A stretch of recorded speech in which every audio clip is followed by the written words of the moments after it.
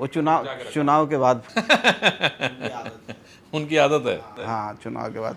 Sir ये बताइए कि अभी आपने देखा किस तरह से कितना बवाल हुआ, प्रधानमंत्री जी की जो मृतक माँ हैं उन पे जो टिप्पणी की गई, और बिहार बंद का भी आपने ऐलान दिया।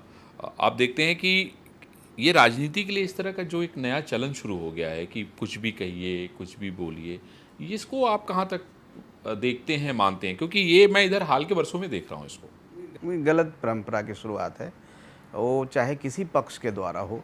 और आप चुनाव के समय मैंने देखा है कुछ जो सीनियर लीडर्स भी हैं किसी भी पार्टी के, वो ऐसे ऐसे टिप्पणी कर देते हैं जो टिप्पणी कहीं भी संसदीय लोकतंत्र में उसका स्थान नहीं है।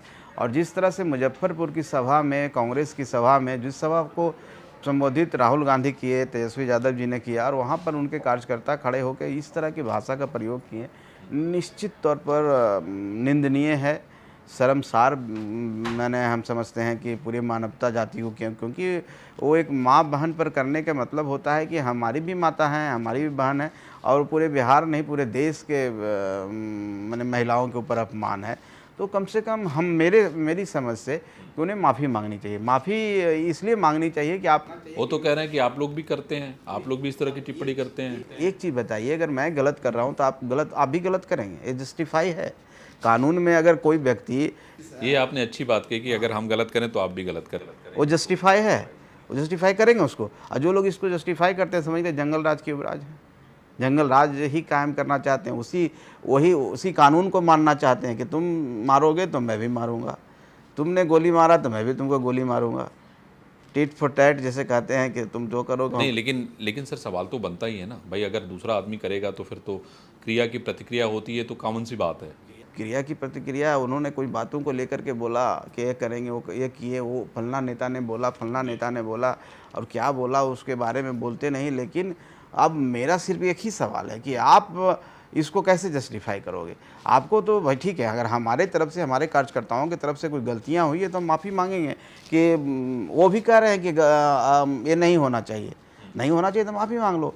लेकिन उसको तूल देना, उसको बढ़ाना और इगोइस्ट करके बोलना, आप किसी को मतलब राहुल गांधी को और बाकी लोगों को माफ़ी मांगनी चाहिए, आपकी ये मांग है?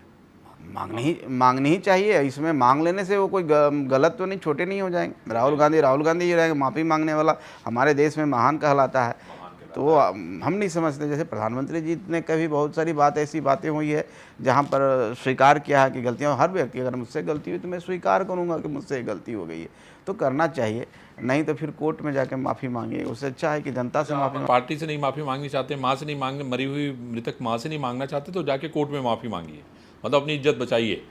कोर्ट में माफ़ी तो मांगेंगे ही, उससे अच्छा है कि जनता से माफ़ी मांग लो। जनता तो महान है, जनता तो हमारी अन्नदाता है, जनता ने हमें चुन करके इस काम के लिए भेजा है, तो जनता से माफ़ी मांग लीजिए। अच्छा संतोष जी, मुझे ये बताइए कि पीके यानी प्रशांत किशोर जो है पूरे बिहार में घूम घूम के कह रहे हैं कि भाई आज तक यहाँ कोई काम नहीं हुआ, ठीक है ना। वो कह रहे हैं कि हमने ग्राउंड लेवल पे इस बार इतनी पॉलिटिक्स कर दी है कि इस बार प्रशांत किशोर की जो पार्टी है वो ही दिखाई पड़ेगी, ठीक है। वो गठबंधन करने के बारे में भी सोच रहे हैं, आप देख रहे हैं। आपको क्या लगता है, क्या भविष्य है प्रशांत किशोर का? देखिए, एक चीज़ सिंपल सी चीज़ है।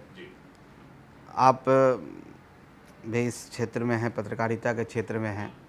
अब प्रशांत किशोर जी का उतना ही रोल है जो फिल्म में एक डायरेक्टर का रोल होता है। अभिनेता ही दिखता है और अब डायरेक्टर पीछे ही रह जाते हैं।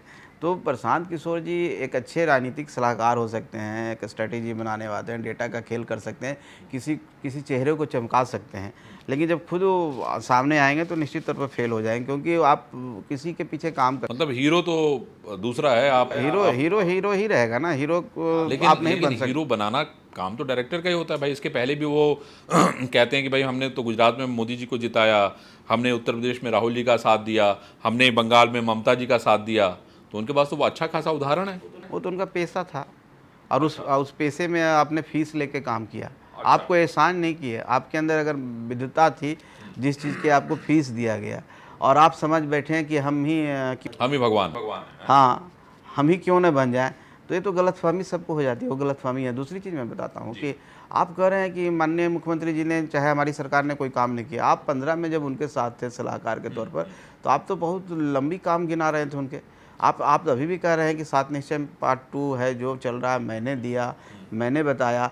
जो व्यक्ति के अंदर हम आ जाता है कि प्रधानमंत्री मैंने बनाया, मैं तो 20-25 मुख्यमंत्री बना दिया हूँ, तो बन जाओ, कौन मना कर रहा है? लोकतंत्र में मुख्यमंत्री अगर बनाते हो तो बन जाओ, हल्ला क्यों कर रहे हो? आपने कहा कि 4 विधानसभा उपचुनाव हो रहे हैं, एक ट्रायल है ना, अगर मैं नहीं जीतूंगा तो यहाँ पर देख लेना, कहाँ जीते? और क्या हुआ? अभी आप कह रहे हैं, आप कहते हैं कि हम लोकतंत्र में विश्वास रखते हैं। हमारी क्या संख्या है 122 मेजोरिटी का। आप कहते हैं कि मैं 135 से नीचे अगर मेरा सीट आ गया तो मैं समझूंगा कि मेजोरिटी नहीं है, तो आप अलग से मेजोरिटी सेट कर रहे हैं बिहार में। और आप एक तरफ कह रहे हैं कि मैं छोड़ दूंगा अगर मेरे इतने विधायक जीतेंगे, कि चले जाओ जहाँ जाना है। ये क्या मतलब है? कौन सी मेंटेलिटी और किस नहीं, वो बताना चाहते हैं कि भाई आने वाले समय में जब जोड़ तोड़ होगी तो फिर जहाँ जाना हो चले जाओ। हाँ चले जाओ। तो मैं किस विजन के साथ आप काम, इसका मतलब है कि आप खिलवाड़ कर रहे हैं, बिहार के साथ खिलवाड़ कर रहे हैं। तो हम समझते हैं कि जनता समझती है, बिहार की जनता तो इतनी जागरूक है पॉलिटिकली कि अच्छे अच्छों को पता ही नहीं चलता है कि वो किसके साथ है, नहीं है। वोट देने में माहिर हैं, वो अपना वोट जहाँ उनके मन में वहीं गिराएगी, आपसे बात करेंगी, आपको चाय पिलाएंगे, आपका स्वागत करेंगे, जिंदाबाद करके आपको ईजिली चला देंगे। संतोष जी, एक मेरे मन में एक और भी सवाल है।